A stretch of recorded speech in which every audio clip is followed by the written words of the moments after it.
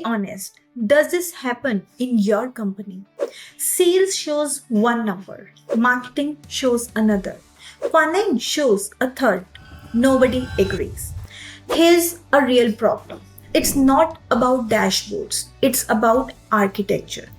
Power BI can only visualize what's your data warehouse and ETL deliver.